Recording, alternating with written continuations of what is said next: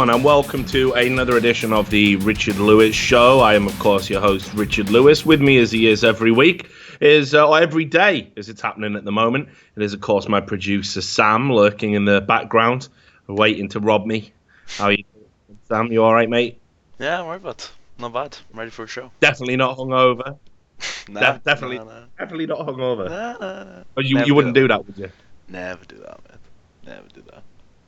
Exactly, it's bad. So yeah, this is a WESA special. Basically, what I wanted to do was, if there was one video you had to watch to understand all of this WESA bullshit and kind of get some of the nuance and debates that are going on, it was going to be this one. So we had the option to bring on some guests or whatever, but we thought, no, we'll just do it like we've been doing it recently, and you can just bump this on your iPhone or your fucking iPod, or if you're Android, I don't know, your Samsung Galaxy or whatever the kids are using these days. Look how hip I am. And you can, just fucking listen away to it. But before we get into the big part of weeks, obviously, on the last show, we were talking about the guy who inadvertently made all of this drama happen. And it's, of course, our friend Craig. Good old Craig, mate. Good old Craig. Now, here's the thing about Craig. We actually managed to track him down. I know it sounds a little bit frightening. We're not trying to track him down. Like ESL might be.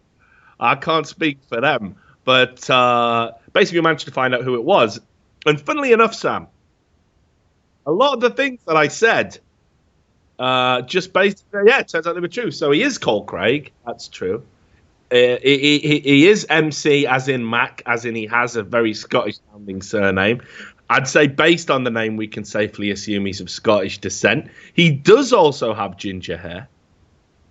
I'm not sure if he's 28. I wonder if that pertains to the favourite player from Chelsea. Do you know which player has 28? No, but I can goog. Have a look. It's a goog. It's Cesar Azpilicueta. Azpilicueta. He's the Spanish fullback. Well, don't think he's anyone's favourite player, so maybe that's a stretch. Guess we'll find out. Anyway, one of the things that happened was we actually got in touch with him. I've got in touch with him and I've been like, hey, brother, I know this is all rough. It's a crazy time for you right now. But get in touch with us. We'd love to get your side of things, especially given that there was an AMA with the founders of WESA, which is obviously Ralph Reichart from ESL, Pietro Fringuelli, who was the league commissioner, guys formerly worked with UEFA, Wouter Schleifers, the CEO of Fnatic, and Hicham Shaheen from the CEO of NIP.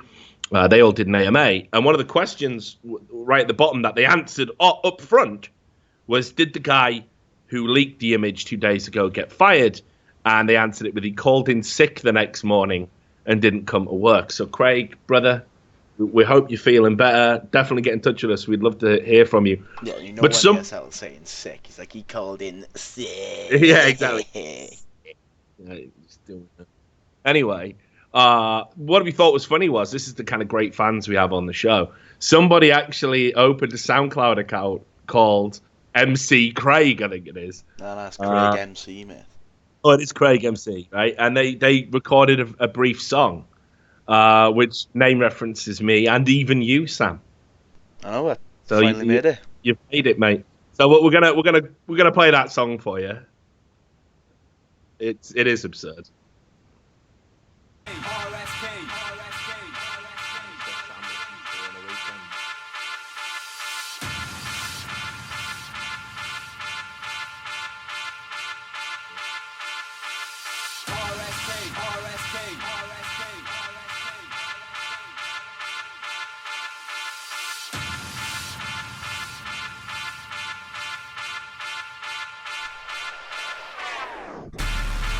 Craig MC. This goes out to all my Reddit fam. Ricky Lewis, Sam the producer. You better listen up. Low bull offensive. Not so offensive. Tryna be offensive. Yo, better listen up.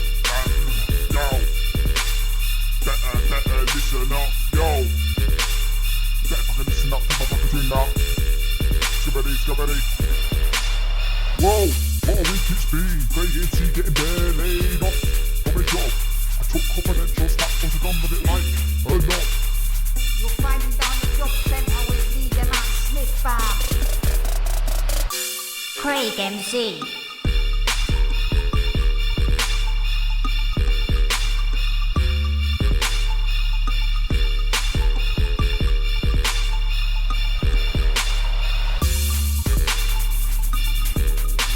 Yeah, well, you know, we would like to assume that it wasn't the real Craig who made that, but whoever did, we do appreciate it. It's nice to keep the mythology of Craig going. But anyway, so we get into the I like got the whole time playing that song. It's just your sad face sitting there, just like, yeah. What? Oh, it's so good, man. What do you want me to do? Like, I can do that if you want. Right. So anyway, obviously on the serious shit, WESA did get announced. We said that this was going to happen on the Friday. It did. We told you guys that there was press releases planned, that they'd done this coordinated media assault. That certainly transpired, and it got very interesting very quick, as you'll see. We'll talk about that in just a second, but let's just go into the main thrust of it all, which is the actual official WESA announcement. And that was released on the ESL website, of course, because as we've said, this is very much an ESL-driven project. I'll read you that press release now. It says, after over a year of intense negotiations, we are excited to announce the founding of the World Esports Association, WESA. In an effort to further professionalize esports, ESL has been working closely with some of the most renowned industry-leading esports teams to create an open and inclusive organization to oversee standardized tournament regulations, player representation, as well as revenue sharing for teams. WESA will offer the chance to bring all esports stakeholders, players, teams, organizers, and broadcasters to the discussion table in order to bring much-needed structure, predictable schedules, and transparency to the scene. 8 of the world's biggest multi-gaming brands have contributed to the founding of WESA, with the association aiming to add more members and negotiations to continue with various organizations. Founding teams are as follows: Fnatic, Navi, Envious, Virtus Pro, G2 Esports, FaZe, Mouse Sports, Ninjas in Pajamas. And then there's a few quotes from some players who apparently, and again, I think this is very interesting, they haven't really made it clear what player representation is actually going to take place. There is a player council as part of the structure of WESA, a player council. And what's going to happen there is the player council is going to have a representative who is elected by the players. This wasn't really made clear, or as clear as it should have been in any of the press release. I've spoke to my sources. What's going to happen is in a few, that they're hoping a few weeks, the players are going to get together. They're going to nominate a group of representatives. So the players are going to pick, I don't know, let's say 5, or it could be less, but they're going to pick who they think is going to be the most suitable representative.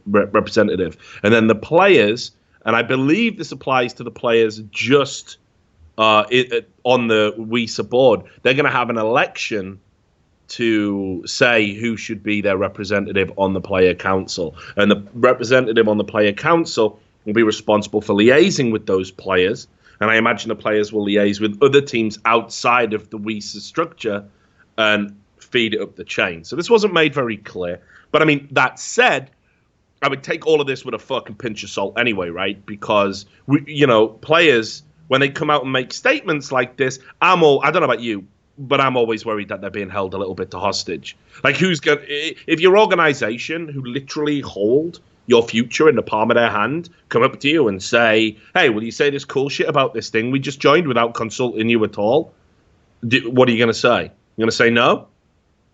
I'm going to say get fucked? I'm not putting my name on that?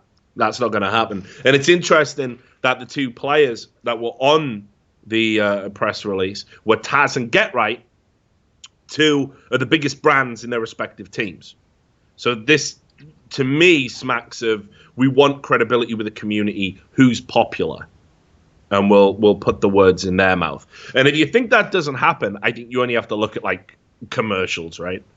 You know, like we all remember how many times have we laughed about that fucking iZone monitor advert at DreamHack, right? Where it's like, I like the way that the electrical impulses go straight into my brain at this particular frequency, Freiberg.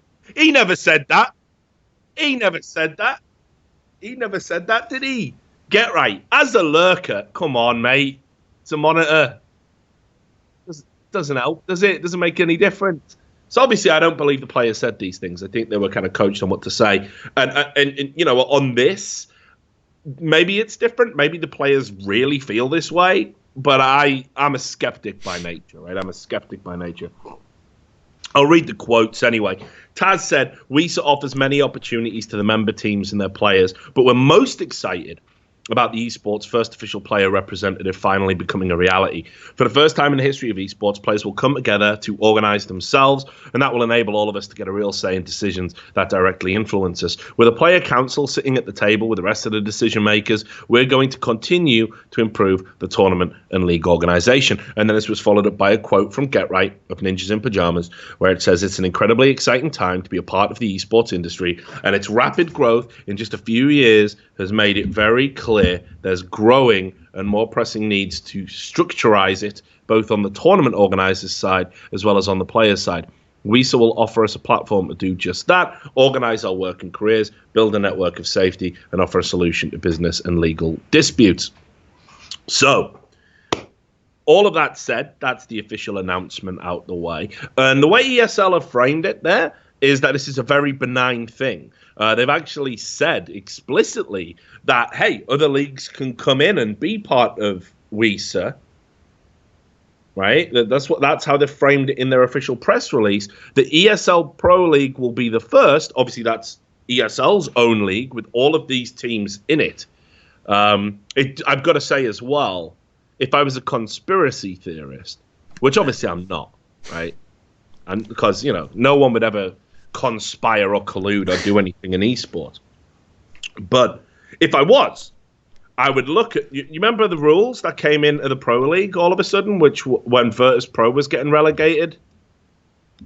And they well, you know, they made changes, so it was like, oh, well, now we're going to expand the league. And all right, yeah.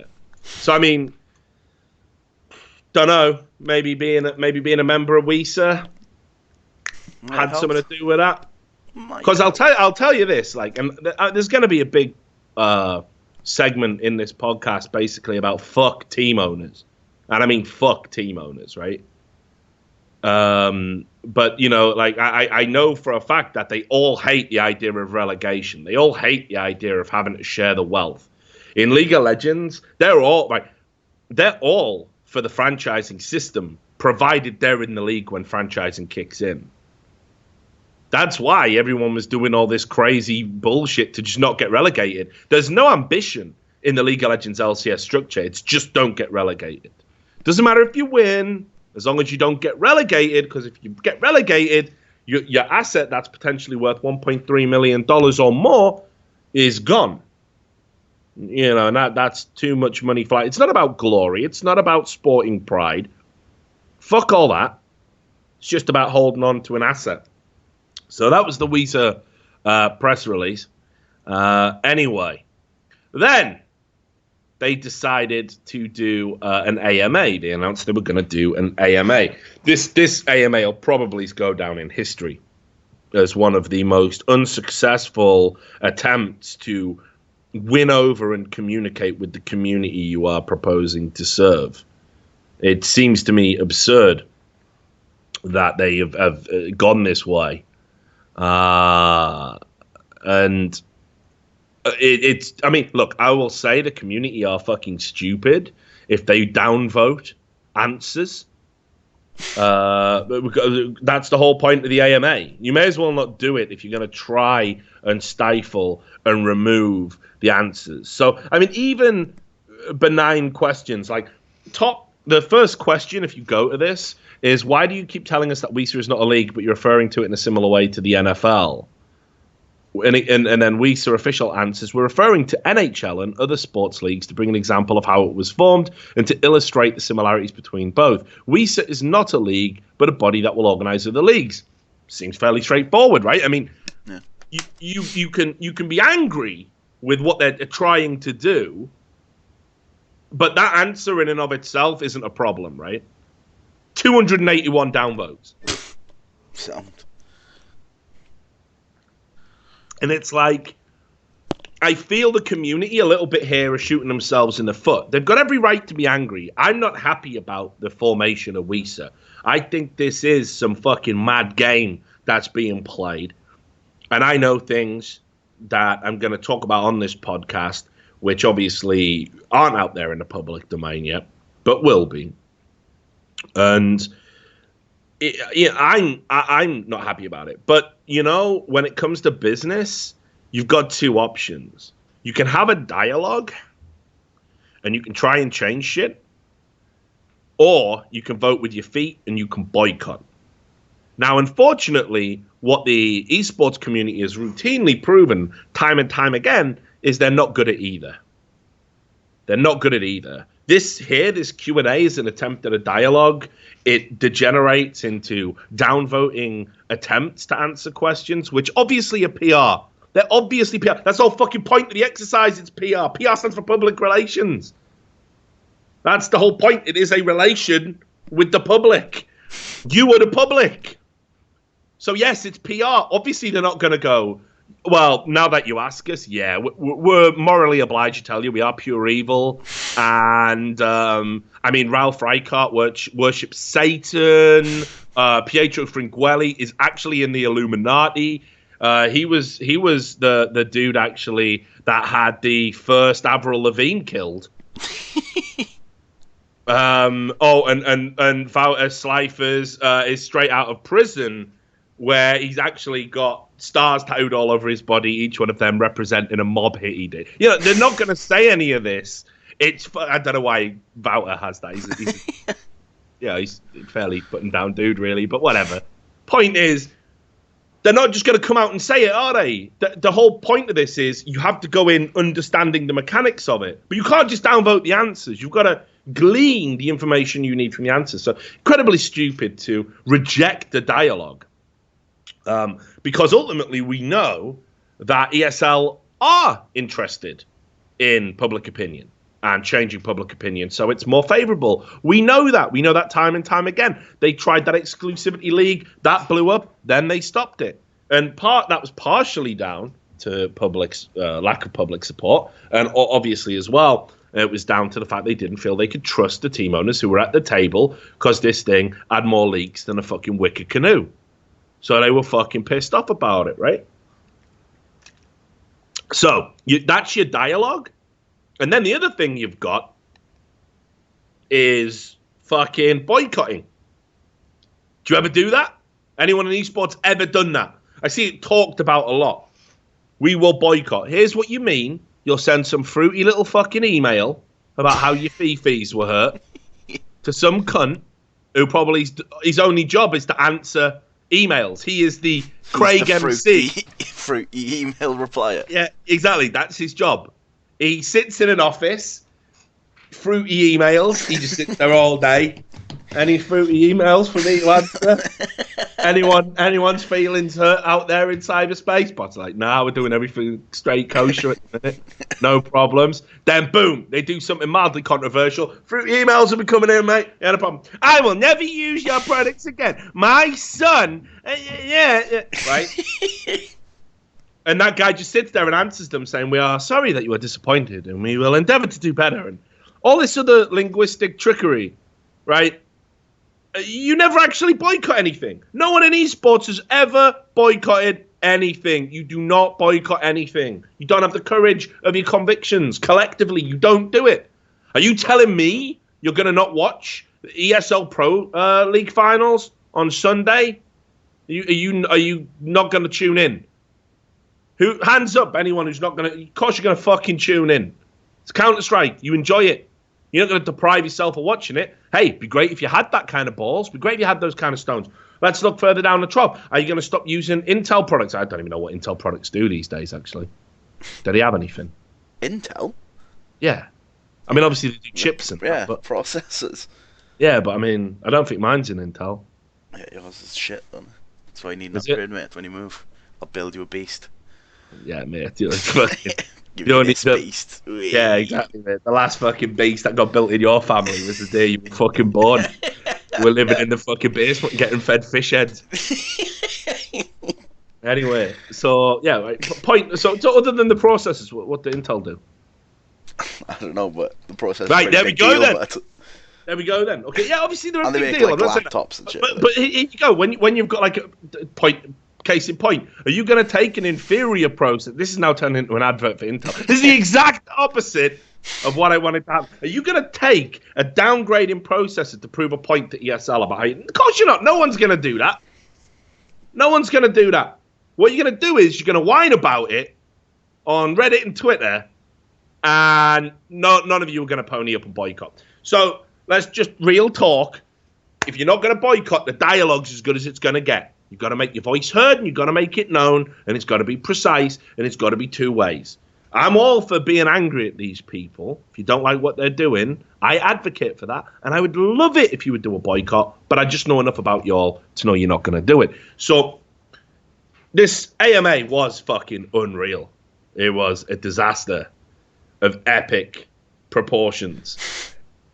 So much so, I think it actually got linked. There's a subreddit dedicated to basically when they go wrong, right? When AMAs go wrong, and it got relinked on there. Now, there was a guy called MLG Chris 42. A lot of people think this is Puckett. I'll tell you this: you can tell it's not Puckett, not just because he's called MLG Puckett on Reddit, but it's too mean. Puckett's what? Puckett's a fucking nice. Yeah, he's a pussycat, right? So the questions: 1. I don't know why he says it like this. He talks like it's Game of Thrones or something. Will you men renounce and shutter this WESA company? I don't know. So yeah, will you men renounce and shutter this WESA company immediately upon the community's education of your last-ditch effort to stranglehold game publishers and their IP with coercion by a single tournament organizer at the player level? 2. Will you, as a sense of public information, release the financial disclosures of the parent company, Media Times Group, and their payments or disbursements to all committee, players and teams involved within this WESA company? 3. If Gfinity, MLG, Activision Blizzard, Valve, Riot, Starladder, Sevo, UMG do not agree or go along with your Media Times Group ESL top-heavy leadership, will you then shutter and close the WESA organization immediately? 4. If it is found out that you are lying and did not personally and openly contact multiple other tournament organizers about your underhanded way of forcing players to assert Media Times Group ESL dominance upon the esports landscape, will you shutter, close WESA company immediately? See, this is what he wants. I think he loves the phrase shutter and close. Yeah, he loves it. Why not just say close? Like, it's not a physical entity. There are no shutters. Like, it's not just some guy coming off at the end of a shift down the corner shop. Man, I put the shutters down. It's an electronic. And anyway, lastly, if the game publishers who own the actual rights to the games you present on the Media Times Group /ESL/WESA stage tell you your attempted underhanded monopoly of coercing players to assert your dominance upon them will not be met with you using their titles, will you shutter and close WESA immediately, release all financial records and payments from WESA to players and organizations, and join in a sincere apology from all Media Times Group ESL staff to the community? So, I mean, basically is, if you're found out we've done anything dodgy, just to summarize all of his questions. Yeah. If you don't give us complete financial transparency, if game publishers or other big companies don't want to play ball with WESA, and if you've been found out to lie, will you close the company? I mean, that's the question, right? So why he's done it like that, I don't know. Whatever. I guess it's dramatic effect, isn't it? Shutter and close. Sam, if you do not make me a cup of tea with milk and 3 sugars, will you shutter and close your arsehole? I don't even know. What the fuck is this? So anyway, right? WESA answered this like I've never seen anything. So the answer to the first question was, will you renounce and shutter?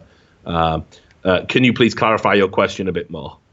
how do you see WESA strangleholding game publishers, and what do you mean at the player level? 2, WESA is not a company, it's an independent association, so MTG is not a parent company of WESA, nor are they involved in the initiative beyond being aware it has happened. 3, WESA is an independent association and has nothing to do with MTG. MTG and WESA are 2 separate things, is the answer to question 4. No force in assembling this association has been used. The founding teams and every other team that joins later have chosen to join at their own will. Their own will. And once again, MTG and WESA are 2 separate things. So no force has been used to make any teams join WESA. We've had an open dialogue with all parties involved, teams, publishers, players, and we will continue to do so. So didn't want that top anyway. Point is that they're basically denying the answers. And then there was some follow-up questions, okay? And he gave the clarifications. Did MLG Chris 42, and he said. Game publishers own, this is back to 1, so game publishers own the intellectual property, such as the games they make, how they are distributed, broadcasted, and profit entail made off of said title. Overwatch, Call of Duty, Heroes of the Storm, and a few others are under that control of Activision Blizzard. Valve with Dota and CSGO. They have 100% control of the game, charges fees, or go ahead with organizers using the game themselves. He says, translation, you're attempting to either pay players, organizations, or coerce people and teams into supporting what seems to be a backroom, 18-month secretive operation, so said publisher or other tournament organizers cannot use said teams, players, in outside events. Moves on to 2. We as a community who make this whole esports thing tick would like to know what financial benefit was promised to these founding members and their players. Translation, WESA has 3 direct board members out of 5 tied to the ESL MTG group. ESL is wholly owned by MTG, which technically isn't true. They're majority owned. They're not wholly owned. It's 70. Was it a 76% share? 76 or 78, I think. Yeah, 76% share, I think. So the participation of its employees, directors, stakeholders is a direct reflection of the Swedish media company itself. 3. It's comical that you say it isn't a scheme or spoke of your grand plan wheel, wholly supported or given the go-ahead of the company that owns the esports tournament organizers, ESL. And then 4, in esports, we've had organizations that have cropped up like this in the past. If the public fans turn against such a blatant attempt at a coup against others outside of ESL, will WESA then shut down, or will it wait for the players' organizations to take the brunt of the heat and leave on their own? 5, WESA and MTG are not 2 separate entities. They have the same staff members at the highest levels of ESL, which is owned by MTG, and WESA. They have separate names with the same goals and purpose. You did not have an open dialogue with game publishers. If so, release the records of you doing it. Other tournament organizers who have come out against or said they have not spoken to, or teams, players, owners on a very wide spectrum, assuming you only have 8 teams at the moment. So go read that. It's in the AMA. Probably is the best segment. Of course, there was no response to any of those clarifications. Now, what I can tell you is I had an interview with James Lampkin, who is the vice president of pro gaming product and content at ESL, right? And loves the title. Yeah, that's his official title. And during the course of the interview, he made a few things clear. The first thing was that other leagues, other people who organize tournaments weren't actually going to fit in. They said that. Yeah, they said we as organizers tried and were not successful at making it work with more than one organizer at the table. It's a case of too many cooks in the kitchen. So they said they do not feel that other organizers could come at the table, which is very interesting that they've arrived at that conclusion 15 months down the line. I'll tell you a story. Now, when I was out at an event, it might have been DreamHack Bucharest, I'm not too sure. It was in Bucharest anyway, but I've done so many Bucharest events, I can't remember if it was a PGL event or a DreamHack event, which they're all kind of one and the same. I think DreamHack white labels PGL in Romania. But anyway, so I was out there, and I was just chilling, and I went down to the hotel hotel lobby. Oh yeah, I was with you when this happened. Yeah, do you remember? Yeah. And who was? Well, there you go. Turns out who was in there, Sam? All of the top brass from certain leagues. Yeah. And it was ESL, it was DreamHack, I believe Face It, I believe Starladder, I believe PGL as well. Anyway, and they were having a super secret meeting in the lobby of the same hotel as an esports journalist. In a bar. of all places, which, in case you didn't know, esports journalists love bars. Journalists of all stripes love to drink. We have to. It's the only way we can sleep. And they were having a super secret meeting. Now, they even asked me if I would leave the bar, if you remember. And I was like, yeah, don't worry, mate. I'm not bothered about listening in on your super secret treehouse meeting. Now, what that super secret treehouse meeting was about was the original idea of creating like WESA, like an esports association. And the original plans included having a circuit, which would all the affiliate members would be part of, so nobody would clash or overlap, perhaps even a shared prize pool, which would come from the selling of this being an official circuit. And, of course, teams that played in this circuit would have to be exclusive. They would have to show fealty to that circuit, and if they didn't, obviously then they wouldn't be allowed in. That was the original plan. Now, I ask you, you will notice that, I mean, look, and I'm not saying who did or who didn't object to this, because obviously I've got no way of knowing. I wasn't at the meeting. I've had people tell me who were at the meeting, and as they've even refreshed my memory recently in the light of the WESA announcement, what happened. And, you know, I obviously some will say, well, we never even entertained it. Yeah, it got brought up at the meeting, but we were never going to entertain it. We were never going to entertain exclusivity. And that's nonsense. I don't buy that for a second. The fact is, some of the companies right now that are publicly lambasting ESL for trying to put this shit together and tie it to exclusivity, and we'll get into more detail about that at the moment, those people have been part of companies that have tried exclusivity in the past. Now, I love MLG.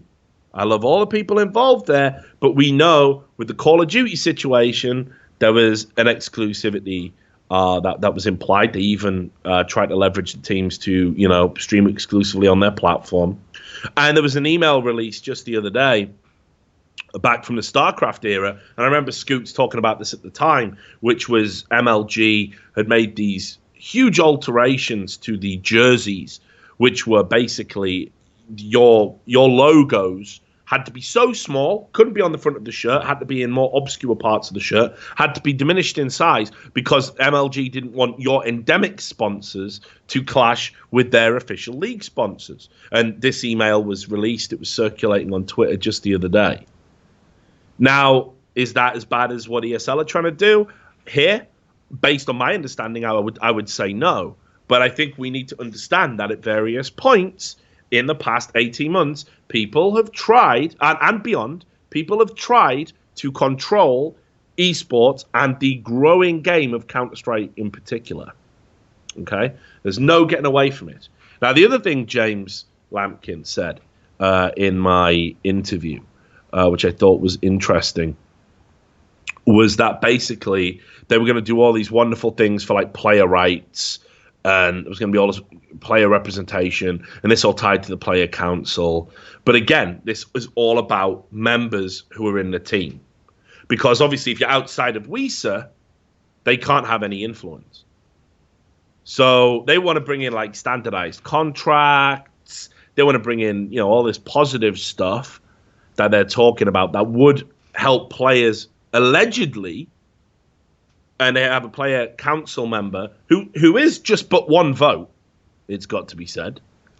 I don't know how they would get any more leverage within this meeting, short of the players refusing to play, which would be a violation of their contracts. And we get into a legal battle almost immediately if there's an impasse, but whatever. So understand as well that WESA will only have influence or authority in exercising player rights over WESA teams and WESA leagues. Its reach will not extend outside of it. Now, in the AMA and in that interview, they confirmed that one of the things WESA wanted to do was organize scheduling. I don't know why you need to form an association to do this, because in the past, how scheduling used to work was all the heads of the big tournament organizers all used to sit in a little Skype group. Everything's done by Skype groups. The equivalent of a player union is a Skype group. Even the WESA meetings, they even said to, I believe, the LA Times, which I've got the article in front of me somewhere. I've got a lot of tabs open. But they even said there, the LA Times, that the meetings will take place over Skype. They won't even necessarily be physical meetings, which I think is like, fucking Skype groups, really. But anyway, there was a group, and ESL sat in that group with all the other tournament organizers, and in the end, that group was abandoned because other tournament organizers would say, well, we've got an event coming up here, and ESL would just be like, yeah, well, we've already booked it. So, and what people quickly realized in that group was that ESL were not necessarily as flexible as other people in that group. They weren't quite as willing to change their schedule to the same degree other companies were. So actually what happened was people got bored of that group. There was a few arguments and flare-ups in it about ESL flexing this muscle, and they just left and made the same group without ESL representatives in it. New Treehouse. Yeah, which is petty as fuck. Honestly, this isn't how esports business should be run, but it is how it's run. And that, that's what went on. That's how it happens. So the idea that they're going to coordinate schedule suggests to me that in that schedule, ESL or other WESA members, I would imagine DreamHack will follow suit very soon, despite there being no MTG influence. They'll get priority, and other people's events will be, damned. So you can go read that full interview. I've known James a long time. I want to say that I actually really like James. I think James Lampkin's a great guy. He is a company man without fault. He goes and battles quite regularly for ESL. He's a fucking pragmatist. He understands. For me, I feel sorry for him because he's always the guy who has to bail ESL out a lot of the time, publicly. Very often, the damage is done by the time James even has to wade in because someone's done or said something stupid, or ESL haven't thought out how this might play out to the community, whereas if James had done it all, he would have done. But that doesn't necessarily... That's not saying trust him 100%, because obviously he's a company man, right? And he stays on message. But I don't think he is as dubious as some of the other people that might come out and talk about this WESA thing. I would definitely be more leaning towards listening to him and trusting him than other people who would just come out and say it's a good thing and fuck you if you don't like it, I think he understands the flaws and that it can be refined over time. So that's the Lampkin interview. Now, they talked a lot in their press releases and everything else about how they'd had these meetings. And I've just told you that whenever that DreamHack Bucharest event was, they had a big meeting there. And this was the roots of it. Now, the interesting part of this is, somewhere along the line, they then decided to cut a lot of these other teams out of the loop. And you will remember that in April, there was April last year, that was the exclusivity meetings, which took place in Twitch TV's offices. And it's amazing that you can go and have a meeting in Twitch TV's offices, but Twitch feign ignorance. We didn't know what it was about. We just said, hey, come in, use our coffee machines, we don't know what's going on. But that was the Twitch standpoint, that they weren't necessarily involved. They would happily have broadcasted the end result, right? But they tried to make out they weren't involved with any of the negotiations, which frankly is nonsense. It's not true. I'm pretty sure Twitch were aware every step of the way. But Twitch liked to look like a very benign, we don't do anything wrong, we never get involved company to the community. That's their brand, right? That's why they never hold anyone to contract if they leave, if they get a better offer and all. They like to look like they're a nice, friendly, happy-go-lucky company and would never get involved with anything like this. But I'm telling you, they were absolutely involved. Happened in Twitch's offices. You do the math. And obviously there was Vulcan there, who are a non-entity now. Vulcan don't matter. They came, fucking shot their bolt and left. And obviously all of the team owners and representatives from ESL. And I broke that story in conjunction with Lewis Mirror, the HLTV journalist. And you'll notice at that debate, there's like not any other league owners there. They wanted to just have their exclusivity league. And then, lo and behold, by the time WESA's announced, here we are 1 year later, you've got Gfinity publicly came out yesterday and said we were not included with the creation of WESA. SIVO came out and said we were not contacted about WESA at any stage. MLG came out and said we were not approached or included in any conversations around the formation of WESA. And on Twitter, James Lampkin, again, he's the guy who's got to come out and try and justify this. He tried to justify it by saying back then, people thought Gfinity and MLG would be dead by now. That's why we didn't include you. So. I don't know. It's not a good answer, is it? Or is it? It's pretty nice backhanded uppercut. Yeah, one of them. Talking shit public. Well, we thought you'd be fucking bankrupt. Yeah, and this is the other thing. I mean, look, MLG did have a bunch of debt. They were looking at sellers. We know they had talks with Yahoo, and then didn't sell. And then we know that they sold to Activision Blizzard. And we know part of that deal was that some debt was taken on by Activision Blizzard. And we also know, according to reports in the Esports Observer, that shareholders, very low-level shareholders, got fucked on the deal. High-level shareholders obviously were fine. Low-level shareholders were fucked. So it's not necessarily an unfair assumption. But if we're talking on the basis of you don't involve people or treat them seriously because they've had financial problems in the past, I mean, holy shit, how we don't have to look too far back in ESL's past to see them not paying players prize money. And they at one point had something ridiculous, like a 3-year backlog. We were, as a journalist, back at the time, the first time we thought they were going under, I had the obituary ready written. We were told it was touch and go, and I think it was Raid Call, that deal, that really helped bail them out. And then, obviously, they took a bunch of venture capital money from some French group, if I remember rightly. I can't remember the name of it, but you can Google it. It's out there. They took a sizable chunk of change. And then slowly they've gone under this financial restructuring. And then obviously now they've been acquired by MTG. You would imagine everything would be fine. You would imagine.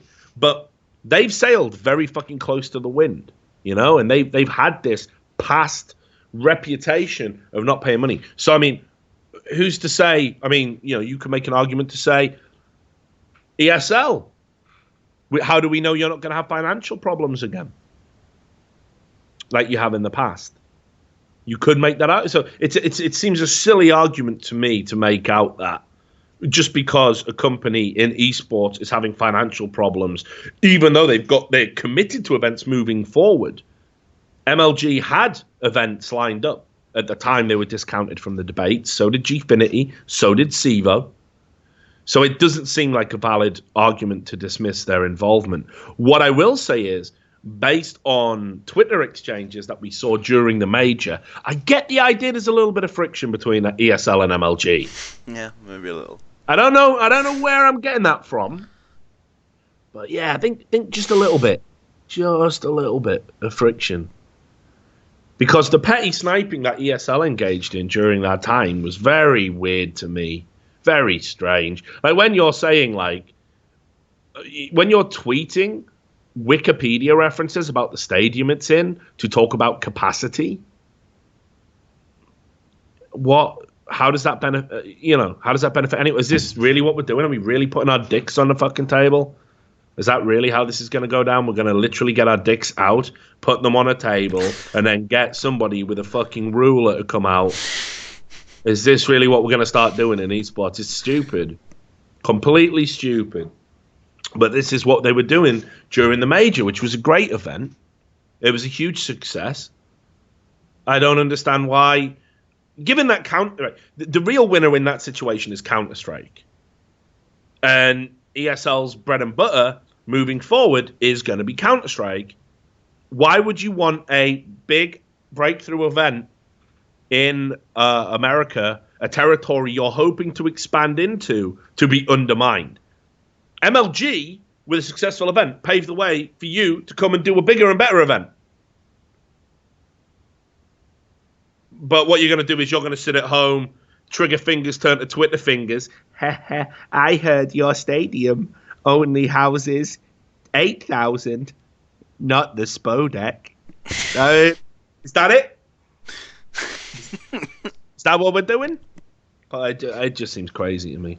Seems crazy to me. So, I get the sense that there's some friction there. I thought Adam Apicella handled it really well, like came out of it looking mature. Meanwhile, they were all hysterical. Oh, look, Richard Lewis has held up Pansy's head. He hates Pansy. He must hate Pansy. Misogynist. It was like, no, I actually like Pansy. She's been a bit under the weather, not feeling too good lately. So, and she's not at the major. So I just wanted to, get ahead there. That's it. Definitely don't hate Pansy. We're good pals.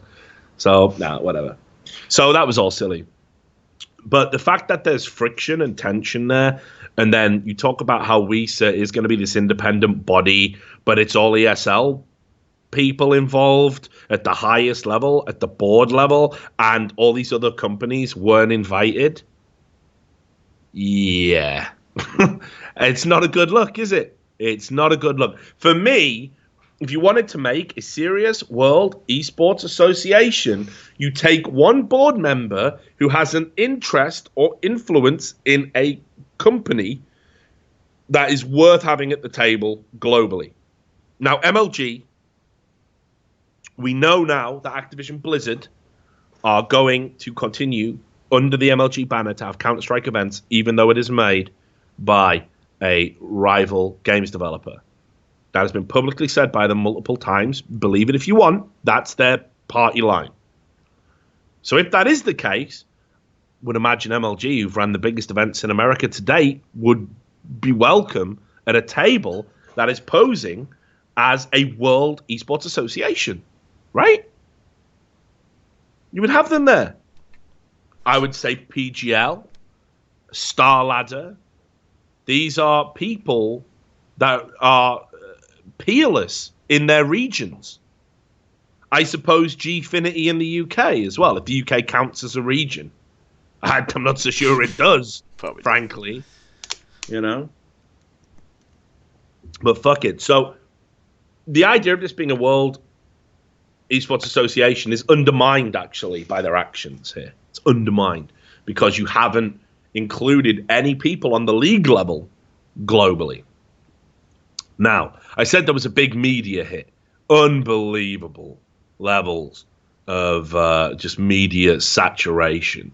And obviously all coordinated. I think the first release was... Let me just find it. I've got them chronologically lined up here. I think the first release was Sky News. Now, reading between the lines, I think we can safely say two things, or one of two things, are going to happen. The first is that Sky definitely want to have a positive working relationship with ESL. No doubt about it. They released this first, even though I'm pretty sure everyone else was under embargo. They put it out at 9:49 on Friday. Everyone else's reports came out in the afternoon. Sky jumped the gun, whether that was intentional because ESL said you can go a little bit earlier because they've got some agreement in place. I don't know. But I think it's valid to know that the press embargo was to the afternoon UK time, and Sky beat it by about 6 hours. So they put it out. Now, let's see what Sky wants to focus on, right? Sky News, Tom Cheshire, the technology correspondent, he comes on and he says the world esports body to run booming industry. Now, Tom Cheshire is a guy who is very big on the idea of pushing esports to a mainstream audience. Now, it could be a good thing because obviously Sky News does have reach. The Sky Group has reach. They've got a broadcasting company. They've got all of the satellite TV network here where they syndicate other channels from across the world. So it could be very good. When CGS was around, Sky One licensed the CGS. It was broadcast on Sky One. I remember watching, I think, reruns actually of it one time. But anyway, so he goes through. He does this report, and it is just numbers. It's just numbers, because that's what these guys care about, right? Right now, they have no endemic knowledge of the industry whatsoever. They don't care about the industry and the landscape. They just want to say right off the bat that this is a good thing. It's got to be a good thing because it just is. Because we want to get involved now. And this makes it more palatable and acceptable to us. So this is good. They don't question anything. They haven't got the knowledge to question anything about it. So their report has a quote from James Lampkin again. Says, "We are in the wild west of the esports industry. It's wild, it's young, it's booming." Not what I associate with the Wild West. Nah. Do you know what I associate with the Wild West? Motherfuckers getting shot while they're just trying to drink some whiskey. That's what I associate with the Wild West. You're just there having a sip of that sweet, sweet firewater. God, it's been a hard day on the farm. And then some guy just comes in. "You, are you the Port Talbot kid?" "Maybe, mister." "You rustled some cattle up in Cardiff." I don't know why it's Wales. It didn't happen. "And I'm taking you in for that bounty." I just want my whiskey, sir. I had to rustle that cattle to feed my kids and all the other shit that you do when you live in the Wild West." "I said I'm taking you in, boy. You got to reach for your gun." Blow! Hot lead right in the back. Doom, dead, slumped over the table. You all saw him. He was reaching. And then they just take your body to the fucking sheriff. They get paid like, I don't know, is it pesos? What? I don't know. I'm in Wales. No, And we use pesos down there, don't we? Yeah. And then you get your pesos, and that's that. And then that motherfucker goes home flipping his pesos, and he just gets bushwhacked by a bunch of everyone just shooting everyone. That's the Wild West I know. It is a lawless place, and that is an appropriate description for fucking esports, because it is a lawless place. It is wild as fuck. No one cares about any rules, common decency. But none of that here. And when you say, "Oh, it's the Wild West," it's booming. That's what happened in the Wild West. That happened later, when the West was won, when the West was tamed. The Wild West is exactly that. It's wild as fuck. And that's esports right now. And it's not wild because it's just teaming and there's loads of people coming in. It's wild because everyone is fucking greedy and everyone's trying to fuck each other over. Can you honestly say WESA is not a more organized extension of that ideal? That this isn't the equivalent of ESL posseing up and just riding and whomping and stomping, and they get the guy with a lasso and they drag him and pull him through the ground, and then blah blah, and they shoot up some windows and shit. they just go to like PGL town, woo, just setting it on fire, dynamite and shit. How? Who's to say? So this is in itself a Wild West style operation, isn't it? It's like Young Guns. If you ever watched that film, great film. Just because they're all wearing badges, don't mean they're the law, does it? They're outlaws, motherfucker. Outlaws, I tell you. Anyway, so this is back to the Sky News report. This Sky News report. It's like we have looked into esports and found money has been spent in esports. That may as well be the report. In 2014, Amazon paid $970 million for Twitch. Cool. All right. Not really relevant. Not really relevant to this. And then it goes on, and according to a research company, the global esports market could be worth $500 million. Sound. Not really relevant to what's going on here. But good numbers. Do like a bit of numbers. Loves a number. He loves a number. Buy the numbers. Right. And then next sentence. There are many esports tournaments held worldwide, run by different organizations. Cool. some of the biggest. I mean, forgets to say, yeah, that's like football, you know.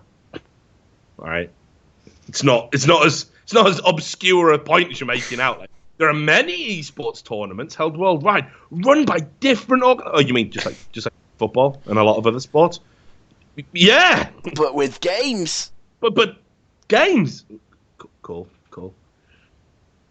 Some of the biggest and most lucrative are run by games publishers, including Blizzard, Riot, and Valve. Yeah. They may be reluctant to give up control, leaving WESA, the would-be governing authority, without much authority.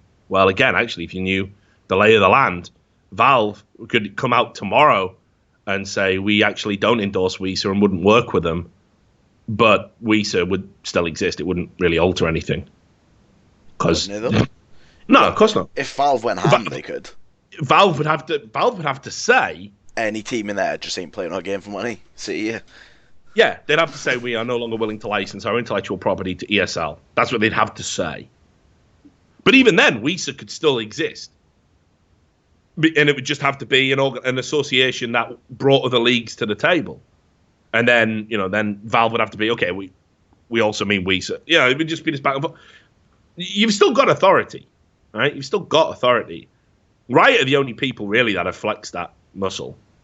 Like, yeah, developers have the final say, but equally they can see the wisdom in allowing tournament organizers to run their leagues and shit. So it's just, cool. Sky News understands that no game publisher has signed up to WESA, although talks are underway. Yep, talks definitely are underway. Talks have already happened, mate. Talks with developers are just always ongoing. Like, we want to run this mad shit. Can we have your game so we can run this mad shit? Developers, don't know, busy doing our mad shit of our own. All right, cool. Get back when we'll get back when our mad shit schedules don't clash, eh? And then it goes, the governing body will also have to address issues of sports gambling, match fixing, and even doping that have been found in esports. And it's like, why will it? It is not mentioned that that's in its mandate. Hasn't mentioned that at all. So why will it also have to do that? So terrible article. And if you want to bring up, Tom Cheshire does this straight to camera 12-minute piece on Facebook, which you can go and watch. And you guys, all right, cool. You can yourselves go and see exactly, whether or not this is the kind of guy you want, coming into esports and making these wild statements. I've got nothing against Tom Cheshire. If he wants to come in and have his hand held around esports by actual scene people that understand, brilliant. I'll happily do it for him. He can hit me up and I will sort him out. But one thing I will not fucking tolerate is mainstream journalists coming into a scene, coming into an industry they have unilaterally shat on for years. Remember, guys, we're school shooters. We're misogynists. We're neckbeards. Just going to cover that. Right? They do not like us. They've never liked us. These are not our fucking friends. And now that esports has become big numbers and there's been a few accessible stories that have crossed over onto the mainstream, all of a sudden they want in. Remember that article that was just written about skins gambling not that long ago? Do you think that's an accurate representation of what's going on in our fucking community? Is that the kind of reporting you want week in, week out about fucking esports? If not, right, fucking stand up. Do not fucking welcome these people with open arms. I'll tell you, there's a story about the conquistadors. I always talk about this one. It's one of my favorite moments in history. And I can't remember where it was, obviously, but it's my favorite story. Just don't remember any of the details. Point is, the conquistadors washed up on one of these verdant South American lands, and the natives up in the jungle, the mountain jungle, that exists, right? You get jungles up mountains, don't you? That can happen. Right, you can now. They were looking down and they saw these guys with fucking brilliant metallic armor. And they thought these guys must be gods. They must be. This is it. These are the ancients. They've fucking come back. I've never seen a white dude before. And they came down the hill, the mountains. Sorry, they came down the jungle mountains, and they were bearing all these gifts. Like fruit and fucking all this other cool shit, pipes probably. They all love a smoke in the jungle. And they handed it over. And their reward for doing that was the Conquistadors cut off their hands and sent them back up the hill as a warning that they were coming. That's what's going to happen with esports mainstream journalists. Mainstream journalists coming into esports. They're going to cut off our fucking hands, right? They're not interested. They are here because they want to engage with a young demographic. It's a dying medium that they've attached themselves to, and they want to come in and they want to fuck all of us, right? Because as soon as it's not profitable and not getting clicks, they will start writing sensational, salacious lies about us, like they have done with everything else they've attached their fucking name to. So if you're going to go with those people over your endemic scene journalists, many of whom have been writing about this game, which or multiple games, which is a thankless task for over a decade, then again, fuck you. You're your own worst enemies. You deserve to have your hands cut off. I saw all that fawning over that ESPN article about fake. Yeah, we did the best thing that's ever been written about esports. Definitely not true. Definitely not true. It's great that a competent journalist wrote an esports article that had some mainstream appeal and sold the idea of esports. It was a decent article. But people have said, why haven't we got journalists as good as that? And out you do. You just treat them like fucking dirt. Your hands are going to get cut off. All right? So that's what I wanted to say about the Sky News coverage. Next up in the coverage, IGN. Now, I have to preface this in this blanket coverage about WESA. I have to preface this. IGN, this article was wrote by a guy called Kevin Knock, who is the esports guy over at IGN. And they've partnered with a company I really like. And I believe you like too, Sam. Yeah. They're called Sirius. Yeah. Definitely triggered or nothing. Not triggered. Not triggered, right? Now, Sirius have been wanting to do like a daily esports radio show for ages. It would have aligned, actually, a lot with what we wanted to do. And we're big fans of Sirius, you know, Howard Stern and, you know, Opie and Anthony, all that, right? Great. We love their output. Always have. And it's something we would like to do. But, you know, timing was off. And so, no, it's not happened. But we love Sirius. So this isn't a critique on them. We'll just focus specifically on Kevin Knock on this one. And it's not necessarily a critique of him. I just think, again, he's just another guy new to the industry, doesn't really understand what the fuck is going on. And he wrote an article on IGN UK called Why the WESA is the Best Thing to Happen to Esports. It's not an argument, guys. Here's my opinion. Okay, and it's fine. It's your opinion. You're entitled to it. I mean, I wouldn't write an article why LSD will cure depression because I haven't got the requisite level of qualifications in depression. Probably doing LSD, but I would sound. But and can you get a degree in that? I wish that were true. That would be fucking great. Can you just imagine the lectures? Not in a university. Today we do 2 tabs, right? Tomorrow, 4 tabs. Then it's like by the end you're just doing them under your fucking eyelids. Like, anyway, all right. Kevin Knock, opinion piece. Why the WESA is the best thing to happen to esports. I'm presuming you brought this up on screen while I'm talking. I'm not really looking. Yep. Okay.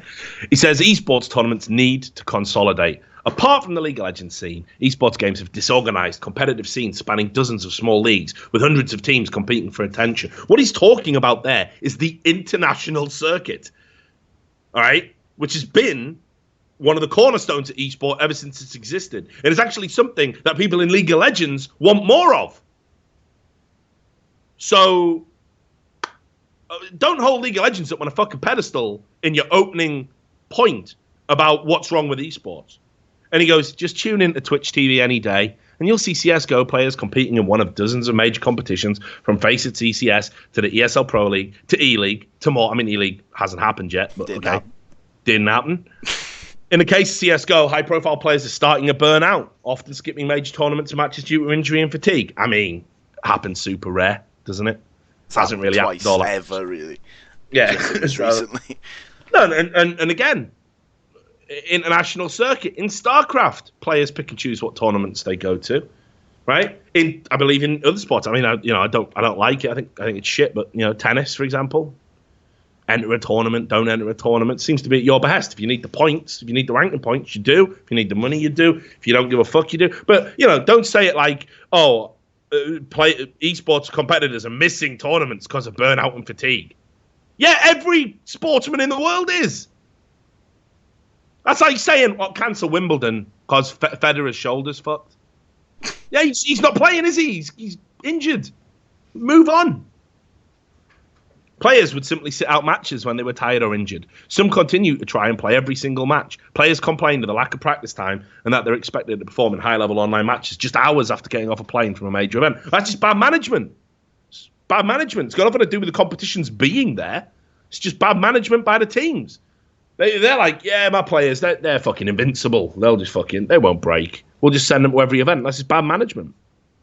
And then he goes, they've never had a real official voice and representation in these sports leagues. And he's right about that. Players have tried, most unsuccessfully, to unofficially unionize in the past, making their collective demands known to teams. Not really. But there has never been an organization dedicated to bringing together team, player, and league interests into one overarching organization to try and standardize rules and competitions. Let me tell you why. Because that can't work. What you're describing there cannot work. Because let me tell you how it does work. Leagues, their interests, right, they don't necessarily align with teams' interests. And teams need a group, team owners need a group to push back against leagues and to get the most for their brands. That will often be mutually exclusive to the benefits of players who need their own group and own representation to push back against both. The idea of having one overarching group and people are just going to go, all right, so what we wanted to do is we wanted to have all of y'all come and play in our league, and you're just going to do it because we all share sponsors, and that's that. And then the team owners go, nah, we want money to do that. And then the league owner goes, yeah, okay, you can have some money. And they go, oh, fuck it, then we'll do it. It doesn't even matter that it's 4 days after a big tournament. We'll totally do it. And then the players go, yeah, but what about us? We're fucked. We're knackered. You got contracts. Says in your contract you can't skip games unless you're injured. Tiredness isn't an excuse. How do you mitigate that? If the players in that situation go, yeah, well, we're not doing it. Do the other two parties just go, yeah, I guess we can't do it then? Of course they don't. They strong-arm people. They leverage people. That's what contracts are primarily used for at any time, especially in esports, where players don't have any representation. There's no one to push back. So anyway, he goes, ESL have just announced the World Esports Association, or WESA for short. This is a shot at creating a real association in the world of esports with profit sharing for teams and a player-elected players' council that sits on the board to advocate collective player concerns. Traditionally, any move to professionalize or standardize the esports scene has been met with great resistance. No, definitely not. That's not true. No, the community and players and pundits like me, we want to professionalize and standardize esports. Always have. What we don't want is, in the course of doing that, you give up what we have, this wonderful, independent, international circuit where, say, for example, one league blacklists you for whatever reason, you can still make a living, okay? Which isn't like Mr. Knock, your beloved LCS, where if you do anything that annoys Riot, your entire esports career is over. It is done. There is nowhere else to go. There is nowhere else to compete. Doing it the way we do it is a safeguard for player rights. It is amazing that you cannot see that, frankly, because it is a very obvious point and a simple one to grasp, that if one company to rule them all and in the darkness fuck them is not a good way to go about things. That just sounds like I've described a date rape. That is not how you want a company or a scene or an industry to work. He then throws in some quotes. Hey, you are forcing out competition by agreeing to rev share with major teams. Never been said ever. Never been said ever. No one's ever said revenue share forces outcome. No one's ever said that. Or, oh man, these teams are just money grubbers who are corporatizing esports. I haven't really heard that, actually. No. People don't seem to be very aware. People are against the true, corporatization of esports, but they're not blaming the teams for that, right? And teams have to cooperate. No leagues, nobody to compete in. And he goes, truth is, none of that is going on. None of it. It's all in your fucking heads. You're out to lunch, mate. You're out to lunch. Your box is gone. Do you know what I mean? I told you, didn't happen. Yeah, what if I told you you're just fucking mental? Like, you go, what's that like? All right, Kevin. Fucking hell. And then he goes, LCS is what's going on. Fucking hell. Yeah. LCS was just the first. When Riot created their LCS, the same complaints were heard. That no good could come from this, that League of Legends is being shut down. But here's the reality. No investor in the world would take a bet with major money on an organization that doesn't have stability. I mean, if stability is having a league that you have complete dominion over, you're completely wrong. Because there's so many examples of major investment coming in for leagues that don't operate like the LCS. So, trump card, get fucked.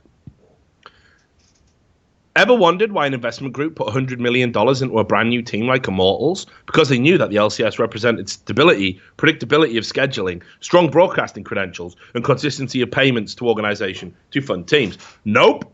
It's not why they got $100 million of venture capital. Here's why they got $100 million of venture capital.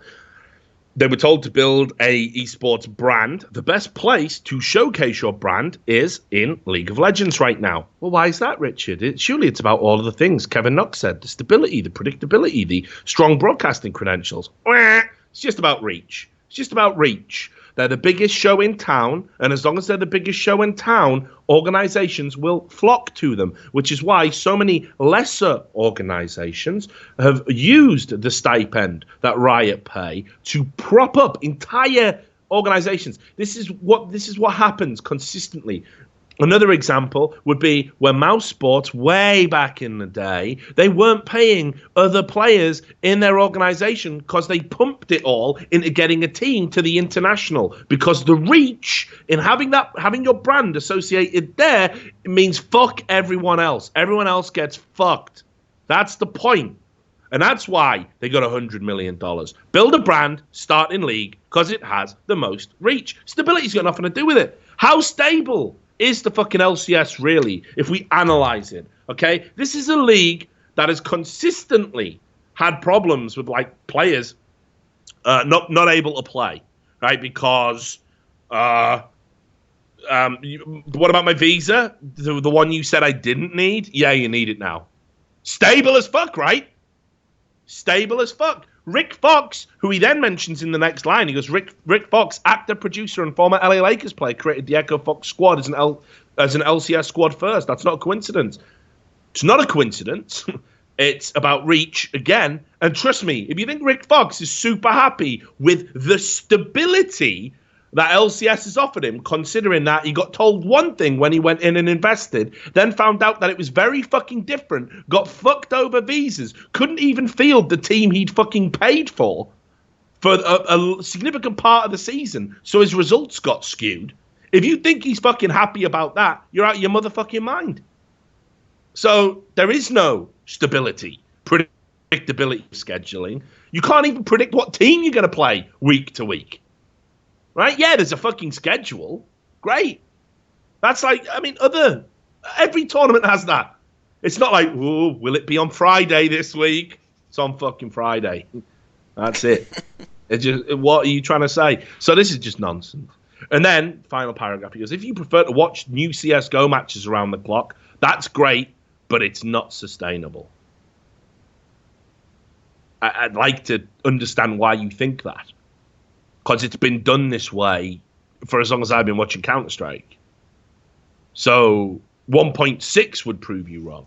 The biggest team-based esport ever until now. Until League came along. Until CSGO came along. The pioneering one, I guess, would be the best way to frame it. The one that really showed proof of concept for it. Lasted, what, like a fucking decade doing it this way. So, okay, pretty cool. And for me, as a fan, I'm much happier waiting each week for key LCS matchups where I'm guaranteed to see the best players in the world. We get to see the best players in the world play all the time, online, at events. It's not, again, mutually exclusive what you're talking about. Every time I tune in to Fnatic playing CSGO and the commentators say, well, best player in the world, Olofmeister, is fatigued, so Fnatic is subbing someone in. I mean, he says I die a little inside. Every time he's took a fucking rest because his wrist is fucked. He'll be back, but he's out. That's like me saying every Saturday I tune in and to watch Man United, and the announcer goes, and Wayne Rooney has had a pie overdose and can't play because he got a stitch in warm-up, right? Oh, I just die a little inside. That's what squads are for. That's what squads are for. It's got nothing to do with how much he played. In every traditional team sport, an association is created that gives teams profit sharing, gives a voice to players, and locks down rules and regulations so they can be standardized across the game's competition. WESA is no different. This is not too early for esports. This is not going to kill the game. This is how esports keeps growing. And again, doesn't put any evidence as to why he thinks that. So here's the thing.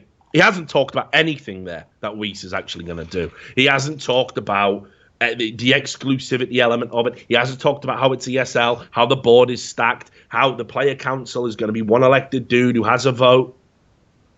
Hasn't talked about any of this. Hasn't looked at whether Pietro Fringuelli is, involved on a corporate level with these guys. It's never been declared if he has acted as a lawyer on behalf of ESL or any of the board members of WESA, which is a very vital point to know, because that's a conflict of interest right there. If you're meant to be the commissioner who has a deciding vote in the result of a tiebreak, I would want to know if there's any commercial interests at play.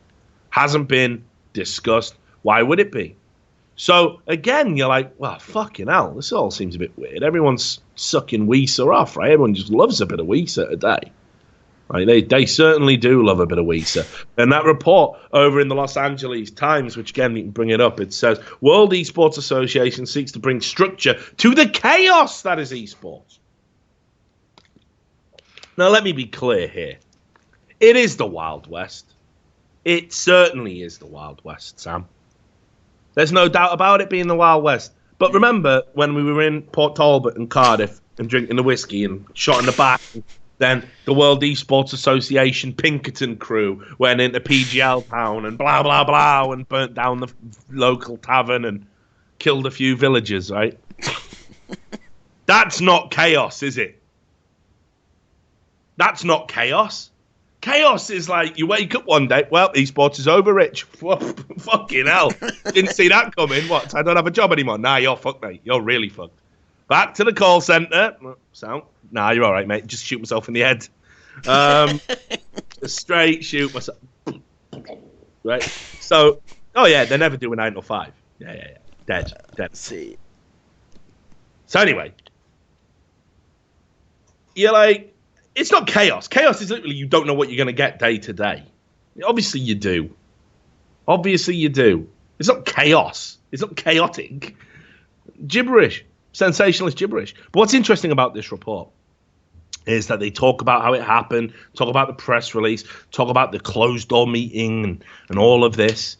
And then, right, keep in mind that on the AMA I talked about at the start, in the interview that we did, on Twitter, everywhere, what's been the word that they've talked about a lot? It's not a trick, Sam. It's not a trick. To see if you've been listening. Have you been listening? Yeah. Are you even here? Are you? What if you're a voice in my head? What if I just get a PM going? It was a bit weird when you did that podcast the other day and you were talking to Sam, because Sam wasn't on the podcast, mate. It was. Did the audio cut off or something? No. It turns out I'm just fucking crazy. Right. Says here, right, the word is transparency. Okay. They love that word, mate. They love it. They talk about that word non-stop. They said, we're going to be transparent. That's why we're doing the AMA. The AMA is the start of the transparency process, they said. So, The Los Angeles Times, credit to them. The headline might be garbage, but they actually did something which no one else even seemed to think about. While everyone else was falling over themselves to praise this, despite minimal fucking knowledge about this industry, they actually said, here, this is great, this line, about halfway up, just above the picture of Fnatic with Flusher and his cone head, and they're holding the trophy up. He's just got a hat on it, makes him look like a cone head. Says, WESA declined to immediately provide copies of its bylaws and other founding documents. Why?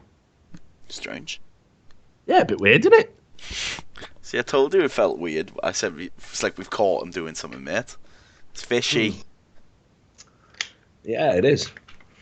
It is. Fishier than a Welshman's foreskin. Why is that being said? Just write that out. Don't know, mate. So the point is, we had to throw a few jokes in. It's been a heavy show, hasn't it? It's been heavy. Just me reading things this week. No way this will get 30k views. Oh. So it says WESA declined to immediately provide copies of its bylaws and other founding documents. So seems to me that if you're interested in transparency, that's the kind of thing I would do straight away. I would do that straight away.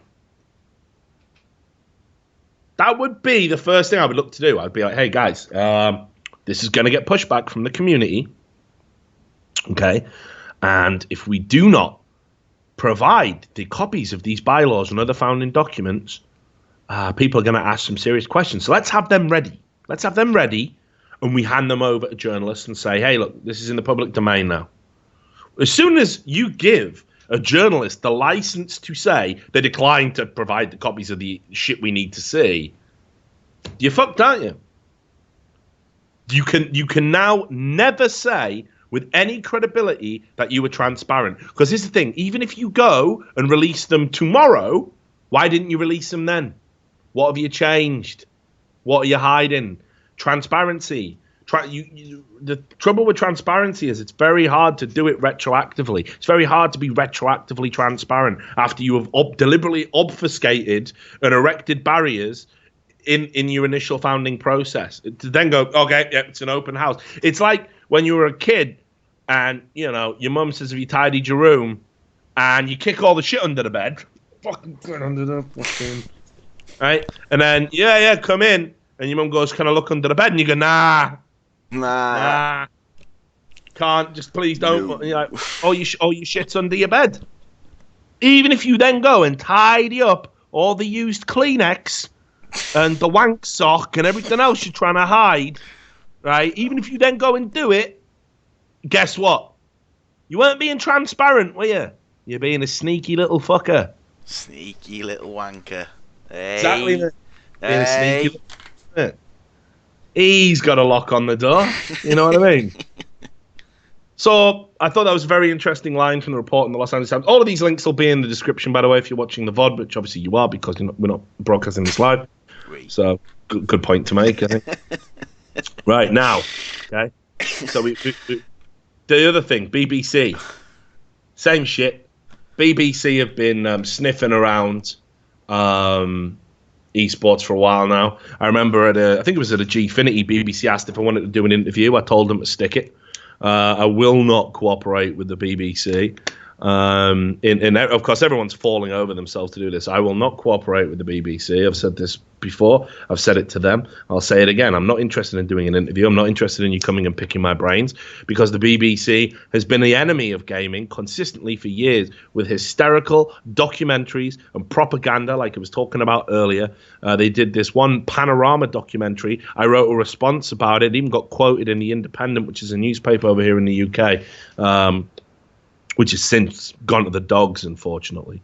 But they refused to retract any of that. In that documentary, they chopped up people's statements from an iSeries to use them selectively. Like, one guy told me he was interviewed about gaming addiction, and he said, yeah, when I was younger, I used to play it all the time. I'd just play for like 12 hours a night, and I'd stay up, and sometimes I was too tired to go to school. And then he said something like, in the next sentence, but after about 6 months, you know, I kind of got bored. I got a handle on it, started being more responsible, and now it's just a healthy part of my life. They just cut that bit out. That's gone. That's gone. Didn't fit the narrative, did it? It was one of the most irresponsible documentaries. They took some of the wildest stories from around the world, like that couple. I think it was in China, or I think it was China. Might have been South Korea. Anyway, they let their child starve to death, and they were playing like 20 hours a day in like PC bangs in PC cafes, playing on this like RPG, and their child starved to death. And they used this in this Panorama documentary as an example of gaming addiction. Now, what they conveniently left out of the story is that both parents had mental health issues, were already known to child services as being abusive, and this was just a prolonged extension of bad parenting. Didn't mention that. It's gaming addiction, mate. So fuck that documentary. The BBC have never issued an apology for that. It's a fucking disgrace. So fuck the BBC. I'm never going to cooperate with the BBC. Never, never, never. Anyway, they did a similar thing to Sky News. And that was basically, you know, talking big about the numbers. There were some interesting parts in this as well.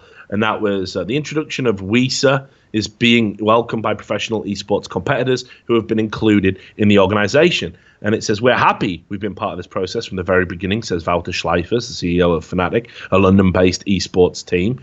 I see it also as a natural evolvement. What Ralph is addressing, we already had as gentlemen's agreements among teams. It's very good for our players to get more consistency and formalize what we previously had. Ralph hopes the new governing body will help prevent doping scandals and other problems. And again, you'll notice the mainstream media have just a massive hard-on for match fixing and doping scandals. Because it's the one point of reference they have. They're not interested in learning about the scene holistically. They're not interested in learning about the landscape. Just, what are the scandals? Adderall, yep. What? There's never been a study to suggest it even improves esports performance. Fine, but it's doping, yeah? We're comfortable labeling it as doping. Cool, we're doping.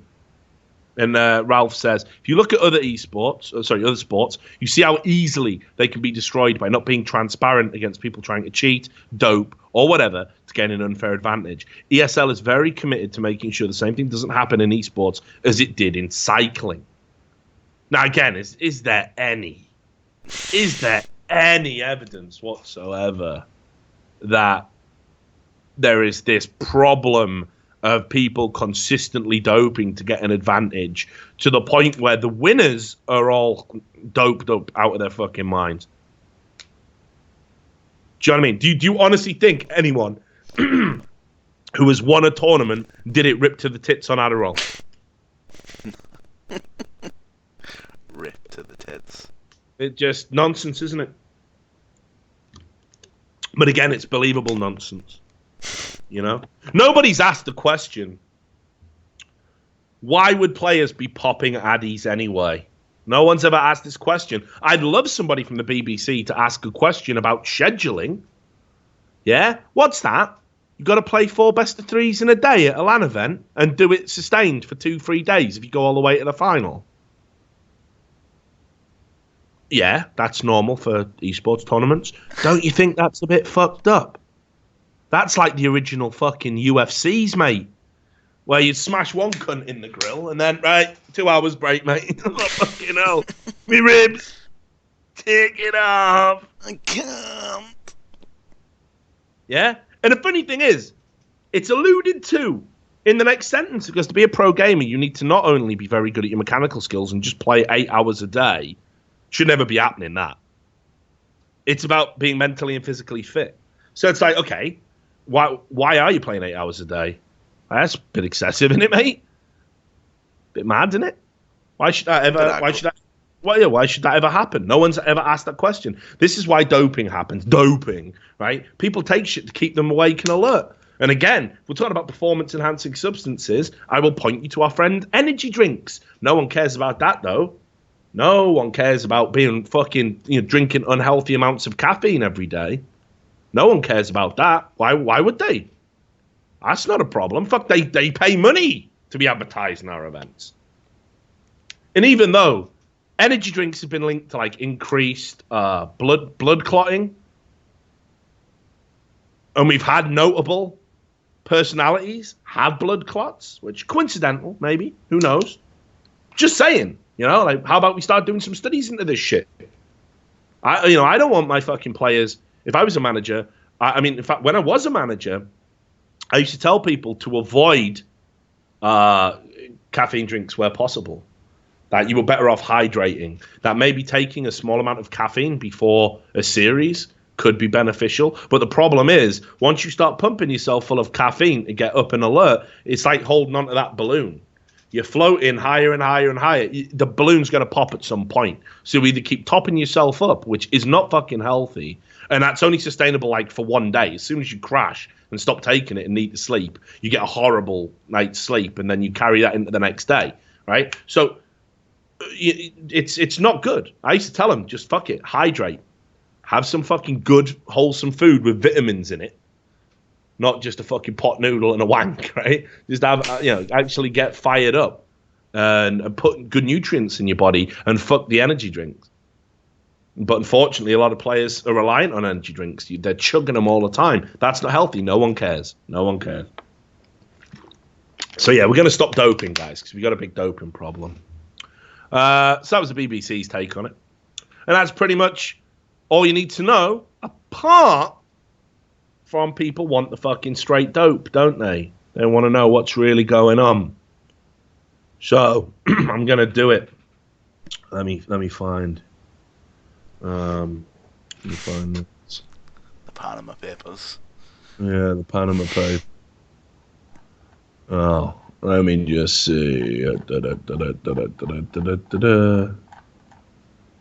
Right.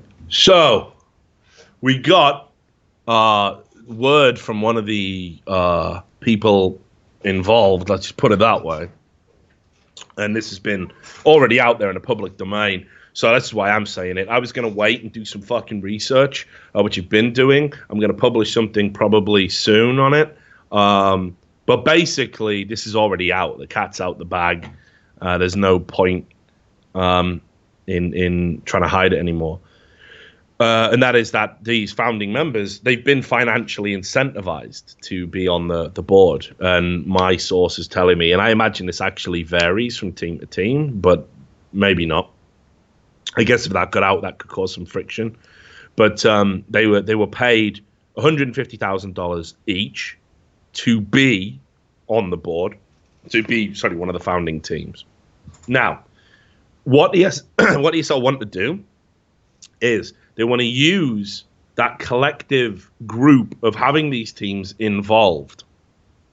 And they're going to go out and acquire sponsors and acquire investment using the team names that they've got associated with WESA and obviously with the ESL Pro Series and any other leagues under their banner. Because they imagine the tacit understanding is if you're in WESA, you play in the leagues that are advocated for by WESA. Now, that in and of itself seems all fine and above board, actually.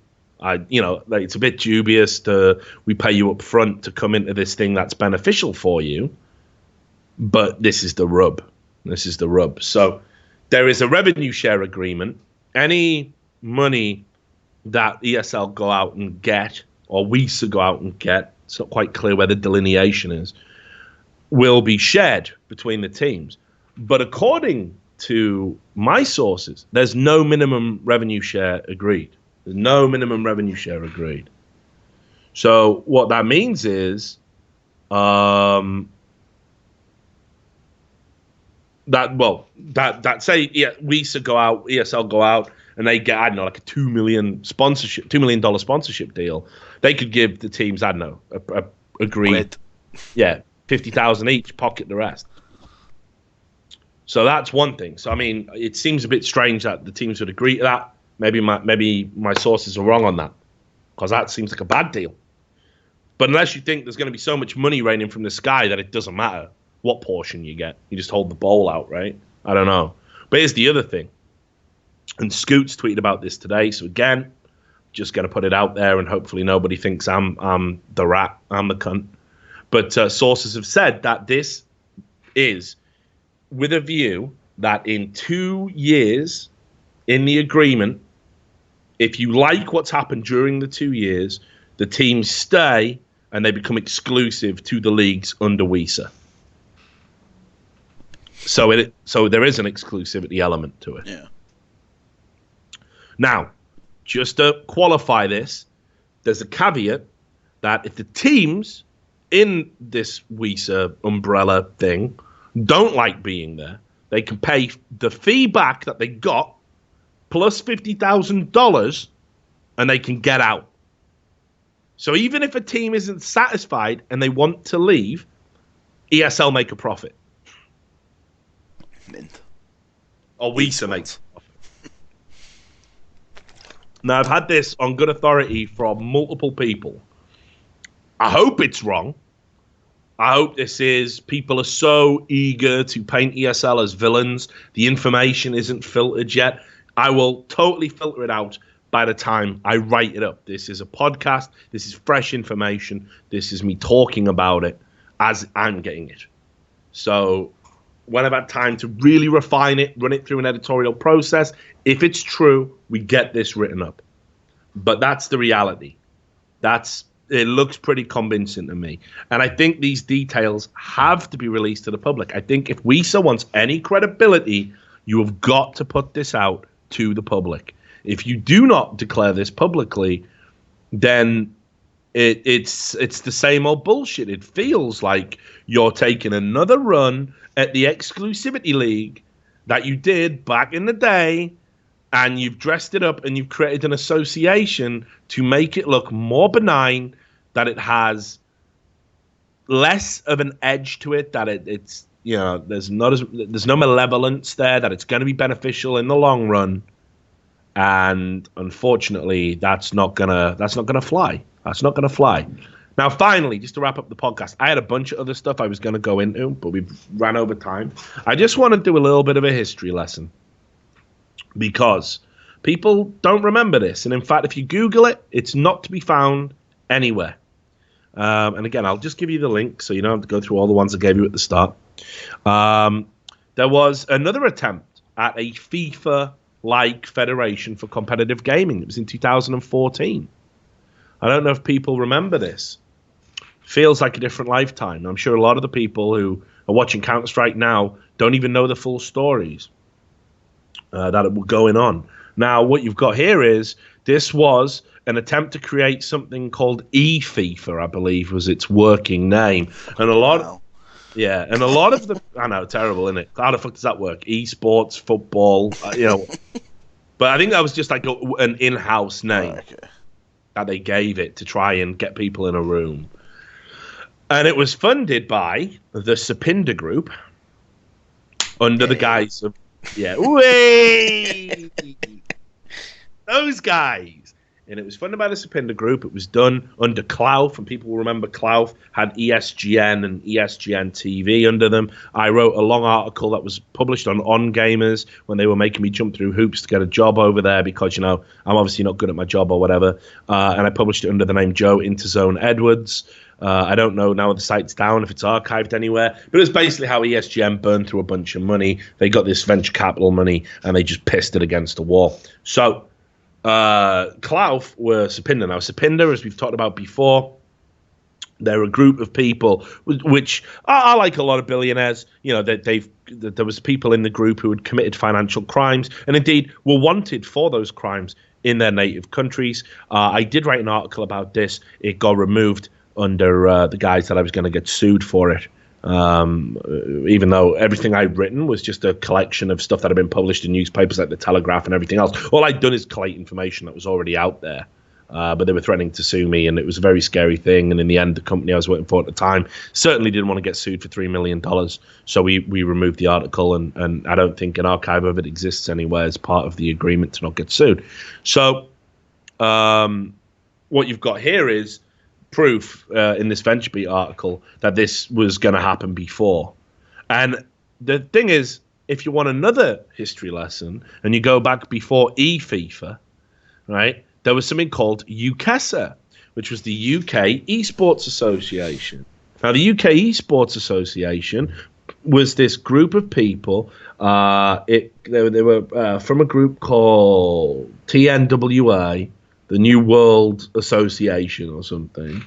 And they owned a bunch of esports properties. They were also funded by a bunch of businessmen and venture capitalists that had a string of failed businesses behind them, something like $20 million worth of debt at the times they declared their businesses bankrupt.